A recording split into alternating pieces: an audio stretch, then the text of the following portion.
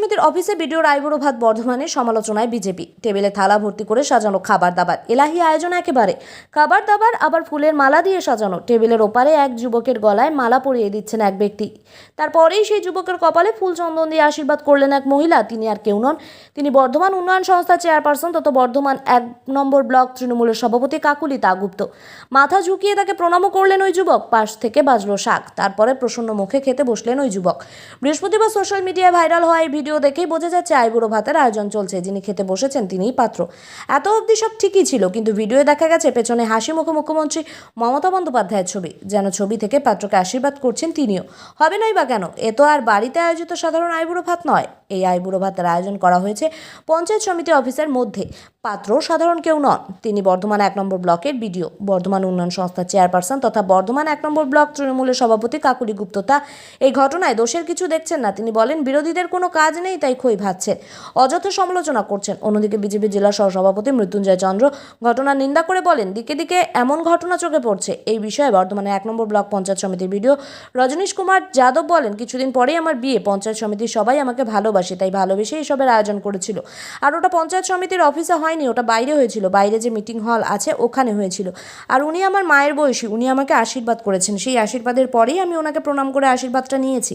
তিনি আরও বলেন, এটা তো আমাদের শিক্ষা কালচার, যেটা আমরা ছোটবেলা থেকে দেখে এসেছি। যারা আশীর্বাদ দেয় তাদেরকে প্রণাম করতে হয়। যেহেতু আগামী সপ্তাহ আমার বিয়ে, তো ওটা পঞ্চায়েত সমিতি ভালোবেসে আমাকে অনেক রিকোয়েস্ট করে ওই প্রোগ্রামটা আয়োজন করেছিল। আর সেটা অফিসের মধ্যে হয়নি, সেটা অফিসের বাইরে হয়েছে, মিটিং হল আছে সেখানে হয়েছে। তৃণমূলের কার্যালয়ে হয়েছে। তৃণমূলের কার্যালয়, সেখানে মমতা বন্দ্যোপাধ্যায়ের ছবিও টাঙানো ছিল। ওখানে আমার মিটিং হল যেখানে আছে সেটা আগে থেকেই, পঞ্চায়েত সমিতি মিটিং হল আছে সেখানে আগে থেকেই ছবি আছে, সেটা টাঙানো হয়নি। কোনো কারোর তৃণমূল পার্টি অফিসও হয়নি বা কোথাও হয়নি। এখানে আমার পঞ্চায়েত সমিতির যে মিটিং হল আছে সেখানে হয়েছে। আর দ্বিতীয় কথা, আমরা মানুষ, উনি আমার মা বয়সী, উনি আমাকে আশীর্বাদ করেছেন। ওই আশীর্বাদের পরিপ্রেক্ষিতে আমি ওনাকে প্রণাম করে আশীর্বাদটা নিয়েছি। এটা তো আমাদের কালচার, এটা তো আমাদের শিক্ষা, যেটা ছোট্টবেলা থেকে আমরা দেখি যে যারা আশীর্বাদ দেয় তাদেরকে প্রণাম করতে হয়। তো আমরা মানুষ হিসেবে আমি ওটা করেছি। এবার সেটাকে যদি অন্যভাবে দেখানো হয় সেটা তো কিছু বলার নেই। শুভেন্দু থেকে টুইট করে এটা করেছে।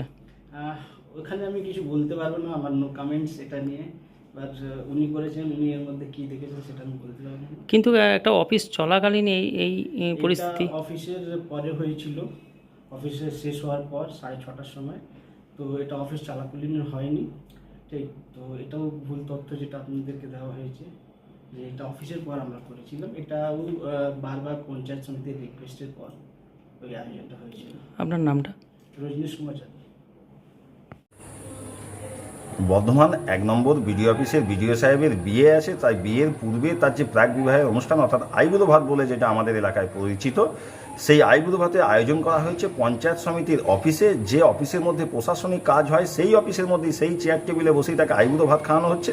এবং বিডিও সাহেব পায়ে হাত দিয়ে প্রণাম করছেন তৃণমূলের নেতৃত্বের, শাঁখ বাজছে, সব কিছু দেখে খুব ভালো লাগছে। কিন্তু এটা ওই প্রশাসনিক কাজের সময়ে, প্রশাসনিক অফিসে বসে এই ধরনের অনুষ্ঠান না করাই কাম্য, কারণ এটা কর্মসংস্কৃতির বিরুদ্ধ একটা প্রবণতা। এটা যদিও তৃণমূলের কালচারে পরিণত হয়েছে, সব জায়গায় তৃণমূলের নেতা এবং প্রশাসনিক আধিকারিকদের মধ্যে যে একটা আত্মিক সম্পর্ক তৈরি হয়েছে, কাটমানি তোলাবাজি ভাগবাটোয়ারা নিয়ে, তারই একটা প্রতিফলন দেখা গেল এই ঘটনায়।